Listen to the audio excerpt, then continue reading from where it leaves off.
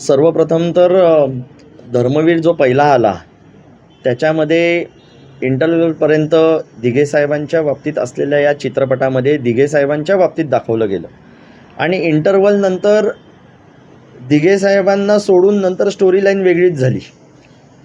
आता जो टीजर आलेला आहे, जो ट्रेलर आलेला आहे आत्ता या धर्मवीर 2चा, त्याच्यामध्ये मी जर का तुझ्या आणि हिंदुत्वाच्या मध्ये आलो तर मला बाजूला सारून तू हिंदुत्वाला जवळ कर, असा जो डायलॉग आहे जो दिघे साहेब शिंदेंना सांगता, असं जे दाखवण्यात आलेलं आहे, मला असं वाटतं हे खूप फेक आहे, हे खूप खोटं आहे. अहो, ज्या वंदनीय बाळासाहेबांनी हिंदुत्वाचे विचार घेऊन हिंदुत्वाची ताकद निर्माण केली, त्याच विचारांवरती उभं आयुष्य दिघे साहेब चालले. दिघे साहेबांनी त्याच हिंदुत्वाचा प्रचार प्रसार केला. मग ह्या हिंदुत्वाच्या बाबतीत किंतु परंतु दिघे साहेबांच्या मनामध्ये का म्हणून असेल, दिघे साहेब का म्हणून असं शिंदेंना सांगतील? खरं तर हा डायलॉग असा पाहिजे होता की दिघे साहेब त्यांना सांगतायत की उद्या जर का एकनाथ तू जर का ह्या हिंदुत्वामध्ये आणि माझ्यामध्ये जर का तू मध्ये आलास, आडवा आलास, तर तुला बाजूला सारून मी हिंदुत्वाला जवळ करीन. पण असं नसून दिघे साहेबांची प्रतिमा कुठेतरी कमी करण्याचा प्रयत्न केला गेला आहे आणि स्वतःची प्रतिमा कुठेतरी वाढवण्याचा प्रयत्न या ट्रेलरमधनं दिसतोय. ज्या हिंदुत्वाच्या बाबतीत हे लोक गोष्टी करतायत, काही गोष्टी आपल्याला सांगू इच्छितो की ह्या चित्रपट काढणाऱ्यांना दिघे साहेबांच्या हिंदुत्वावरती शंका आहे का, कुठेतरी त्यांच्यावरती विश्वास नाही का? आता 2000 साली जर का दिघे साहेबांनी शिंदेंना अशी गोष्ट सांगितली असेल तर मग अजून एक प्रश्न उद्भवतो की 2009 साली वंदनीय बाळासाहेबांनी जेव्हा प्रतिभाताई पाटलांना काँग्रेसच्या जेव्हा पाठिंबा दिलेला, त्यावेळेला हा प्रश्न कुठेही एकनाथजींच्या मनात आला नाही का की काँग्रेसला यांनी पाठिंबा दिला आहे म्हणजे हिंदुत्वाच्या विरोधात आपण काहीतरी काम करतोय? मुळात असा विषय आहे की पक्षाच्या हिताची भूमिका हे पक्षश्रेष्ठी घेत असतात. जी बाळासाहेबांनी घेतली तीच दिघे साहेबांनी मानून पुढे चालले. त्यावेळेला तर दिघे साहेब कधी काही बोलले नाहीत उभ्या आयुष्यात. आपल्या पक्षप्रमुखांच्या विचारांवरती जे पक्षाच्या हिताचं आहे, जे लोकांच्या हिताचं आहे, जर का अशी भूमिका असेल तर ते दिघे साहेबांनी सदैव ते पाळलं आणि ते वाढवलं. पण हे शिंदेंना कुठेतरी पटत नाही आहेत की पक्षप्रमुखांची भूमिका काय असेल आणि मग शिंदेंचं हिंदुत्व हे बाळासाहेबांच्या आणि दिघे साहेबांच्या हिंदुत्वाच्या वरती आहे का, असा प्रश्न मनामध्ये येतो. आता अजून एक गोष्ट आहे, जो गंभीर संवाद तिकडे झाला आहे की 20 वर्षांपूर्वी एक दाढीवाला बेसावध होता, असं माझ्या ऐकण्यात आहे की असं कुठेतरी दाखवलं गेलं आहे. तर बाळासाहेबांसारखं गुरुतुल्य नेतृत्व दिघे साहेबांच्या पाठीशी खंबीरपणे उभं असताना दिघे साहेबांच्या मनामध्ये आपण बेसावध राहिलो अशी भूमिका येऊ शकते का, असा विचार येऊ शकतो का, हा मुळात एक प्रश्न आहे. आणि अशा संवादामुळे 20 वर्ष ज्यांनी सत्ता उपभोगली त्यांनी पक्षाचे कार्यकर्ते, पक्षप्रमुख आणि दिघे साहेब यांच्यामधला कुठेतरी संभ्रम निर्माण करून ही दरी निर्माण करण्याचा प्रयत्न करतायत का या पिक्चरच्या माध्यमातून? बरं, ह्याच्या पलीकडे अजून एक गोष्ट आहे की 20 वर्षांपूर्वी ठाण्यातील एका दाढीवाल्याला बेसावध होता, जाता जाता दुसऱ्या दाढीवाल्याला सावध करून गेला.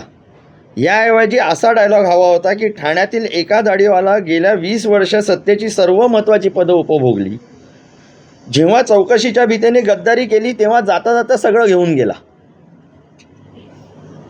आता ह्या सगळ्या गोष्टीवरनं भविष्यामध्ये, आणि मला खात्री आहे की महाराष्ट्राची जनता, तळागाळातील शिवसैनिक हे ह्यापुढे हेच म्हणेल की आमच्या शिवसेनेच्या आणि मातोश्रीच्या आड जर का तुम्ही आलात तर तुम्हाला सारून बाजूला करून आम्ही आमचं हिंदुत्व आणि आम्ही आमचा भगवा ध्वज या ठाण्यावर आणि महाराष्ट्रावरती नक्कीच पडतो.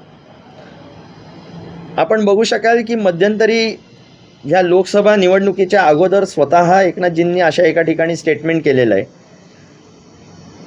की धर्मवीर पहिल्यामध्ये काही सीन्स खोटे आहेत आणि आता धर्मवीर 2 जो येतोय त्याच्यामध्ये मी काहीशा खऱ्या गोष्टी दाखवणार आहे.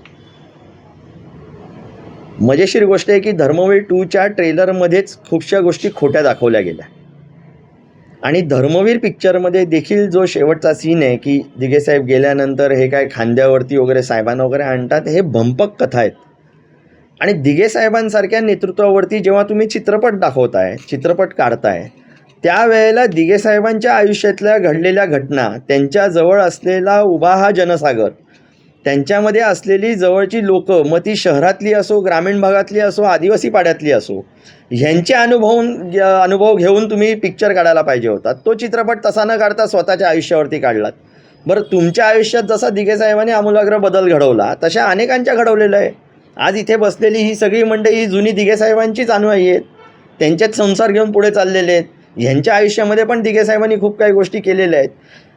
ह्यांनी जो पिक्चर ठरवलेला आहे हा स्वतःच्या स्टोरी लाईन घेऊन ठरवलेला आहे. उद्या जर का मी पुतण्या म्हणून माझ्या मनात आलं की मी लहान असताना दिघेसाहेबांनी मला असं असं सांगितलेलं आणि त्याच्यावरती मी जर का पिक्चर रेखाटायला गेलो तर ते योग्य ठरेल का? ह्यांच्यापैकी अनेक जण अशा बोलू शकतात की साहेबांबरोबर आम्ही 40-40 वर्ष काम केलं आहे म्हणून आम्ही काहीतरी एक पिक्चर काढतो आणि मग दिघेसाहेबांनी आम्हाला तसं सांगितलेलं, आम्हाला असं सांगितलेलं, असं जर का सांगून जर का एखाद्याने पिक्चर काढला. म्हणून ह्यावरनं खूप स्पष्ट आहे की दिघेसाहेबांची प्रतिमा वापरून, दिघेसाहेबांचं नाव वापरून, दिघेसाहेबांच्या बाबतीत चित्रपट आम्ही काढतोय हे सांगून स्वतःची इमेज बिल्डिंग कशी करायची आणि आपण केलेली पापं कशी लपवता येतील ह्याच्याकडे लक्ष द्यायचं, हे खूप स्पष्ट आहे. दिघेसाहेबांची प्रतिमा ह्यामुळे तुम्ही मलिन करण्याचं काम केलेलं आहे आणि स्वतःची प्रतिमा वाढवण्याचं काम तुम्ही ह्या प्रयत्नामध्ये आहात हे दिसून येतं. ह्या निवडणुकीच्या आणि या मधल्या 2.5 वर्षाच्या कालावधीमध्ये ABP माझा कट्टावरती माझ्या मते शिंदेंनीच असं सांगितलेलं की दिघेसाहेबांचा मृत्यू कशामुळे झाला आणि तो हार्ट अटॅकमुळे झाला असं त्यांच्या बोलण्यातनं आलेलं. त्याची एक क्लिप देखील आहे.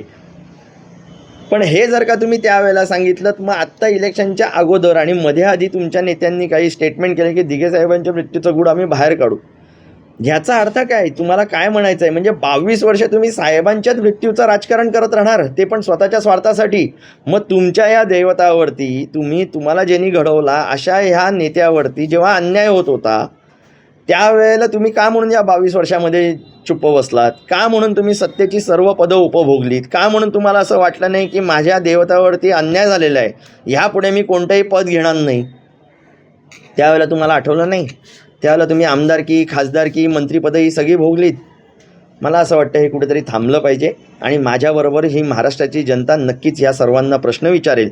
माझं तर आव्हान आहे या दिग्दर्शक जे आहेत, जे प्रोड्युसर आहेत, यांना सर्वांना की तुम्ही हे सगळ्या घटनात्मक जे काय दाखवत आहेत, ज्या काही गोष्टी, ज्या काय डायलॉग तुम्ही खोटे हे जे त्या चित्रपटामधनं लोकांपर्यंत पोहोचवण्याचा प्रयत्न करतायत त्याच्या बाबतीतले संदर्भ द्या, त्याच्या बाबतीतमध्ये पुरावे द्या आणि याही पलीकडे जाऊन ह्यांच्यासारखे जे बसलेले आहेत माझे ज्येष्ठ पदाधिकारी, त्यांच्याबरोबरच या जिल्ह्यामध्ये आणि पालघर जिल्ह्यामध्ये असे अनेक जुने जाणकार आहेत ज्यांच्याकडे मी स्वतः जाऊन अशा पद्धतीचं कोणतंही वक्तव्य दिघेसाहेबांनी कधी केलेलं का याची शहानिशा नक्की करा. म्हणूनच मी आपल्या माध्यमातून हा जो टीजर आला त्याच्यावरती आक्षेप नोंदवलेला आहे. पूर्ण चित्रपट जोपर्यंत बघत नाही तोपर्यंत त्याची पूर्वकल्पना येणार नाही. पण ह्या टीजरच्यामुळे जे काय दिसून येतं, जे काय पहिल्या चित्रपटात दिसून आलं त्यावरनं हे दिसून येतं की दिघेसाहेबांची ही पूर्ण खऱ्या आयुष्यातली स्टोरी लाईन नसून ही स्वतःची इमेज बिल्डिंग करण्याचा हा एक केविलवाणा प्रकार आहे, केविलवाणा प्रयत्न आहे. आणि म्हणून या टीजरवरती जसा आक्षेप घेतो आहे तसं उद्या जाऊन पिक्चरवरती देखील आक्षेप घेतला जाईल ना. मजेशीर गोष्ट अशी आहे, त्यांनी 3रा 4था त्या पलीकडे जाऊन 100 आणि 300 चित्रपट काढावे अशी माझी स्वतःची वैयक्तिक इच्छा आहे. पण ती काढत असताना जो प्रत्येक वर्गातील माणूस जो साहेबांबरोबर निगडीत होता, संबंधात होता, साहेबांचं कार्य जे उभ्या आयुष्यात या टेंबी नाक्यावरनं चालून पूर्ण जिल्ह्यामध्ये होतं, तळागाळातील शिवसैनिकांपर्यंत आणि सर्वसामान्य जनतेपर्यंत होतं, ते खऱ्या अर्थाने जर का दाखवलं गेलं आणि दिघेसाहेबांच्या काळातील असलेले अनेक मान्यवर, अनेक लोक जे काय काम करत होते त्यांना धरून जर का हा चित्रपट काढला गेला आणि लोकांसमोर खरी प्रतिमा जर का उभी केली गेली तर त्या बाबतीत नक्कीच स्वागत आहे. पण असं खोटं दाखवून आम्ही 2-4 जण साहेबांच्या जवळ होतो आणि आमच्याच आयुष्यात काहीतरी साहेबांनी घडवलं बाकी सगळे काहीच नाही, हे जो प्रकार जो केला जातोय हे स्वतःच्या इमेज बाबतीत आहेत. माझं तर या लोकांना म्हणणं आहे, जर का तुम्हाला एवढा जर का शौक असेल स्वतःची इमेज बिल्डिंग करण्याचा, स्वतःवरती पिक्चर काढावा. दिघेसाहेबांना धरून ते एक शिडी धरून का म्हणून स्वतःची इमेज बिल्डिंग करतायत? त्यांना टीजरवरनं हे समजून येतं की खोटं आहे. मग आता जसं झालं हे वाक्य साहेब का म्हणून बोलतील? साहेबांनी कधीही कोणताही डिसिजन घेतला, कोणताही निर्णय घेतला, त्यांचे विचार एवढे पक्के होते, निर्णय पक्के होते, त्यांच्या मनामध्ये कोणत्याही ह्या बाबतीत शंका कुशंका नव्हती. दिघे साहेबांनी डिसिजन घेतला. मग असं असताना ते त्या काळात ह्यांना का म्हणून असं सांगतील? तर मग 22 वर्ष का म्हणून चुपचाप बसलात तुम्ही? आणि 22 वर्षामध्ये तुम्हाला असं वाटलं नाही का की तुम्ही दैवत मानता ना, मग दैवतावरती होणारा अन्याय तुम्ही सहन करून घ्याल का? आपण सहन करून घेऊ? आपल्याकडे हे संस्कार नाही. या महाराष्ट्राच्या कुठच्याच घरामध्ये असे संस्कार नाही की आपल्या आईवडिलांवर, आपल्या दैवतावरती अन्याय होत असेल, काही चुकीचं घडत असेल तर त्या बाबतीत वाचा फोडायची नाही. पण ह्याच्या पलीकडे जाऊन 22 वर्षामध्ये सगळ्या सत्ता तुम्ही भोगली, सगळी पदं भोगली, स्वतःसाठी घेतलं, स्वतःच्या लोकांसाठी घेतलं, स्वतःच्या घरच्यांसाठी घेतलं. हे सगळं झाल्यानंतर तुम्हाला आठवलं का की दिघे साहेबांवरती अन्याय झाला? मग ही कुठची श्रद्धा होती? हा मोठा प्रश्न लोकांच्या समोर आहे. अहो नक्कीच, जर का तुम्ही बघितलं तर ह्याच्या बाबतीतली लोकं आता रस्त्यावरती उतरतील. तुम्ही जर का नेटिझन्सचा जर का प्रश्न तुम्ही जर का बघितला सोशल मीडियावरती, तर आता लोक प्रश्न विचारायला लागली आहेत की तुम्ही कशा पद्धतीचा टीजर रिलीज करताय. हिंदुत्व जे बाळासाहेबांचं होतं तेच फॉलो करत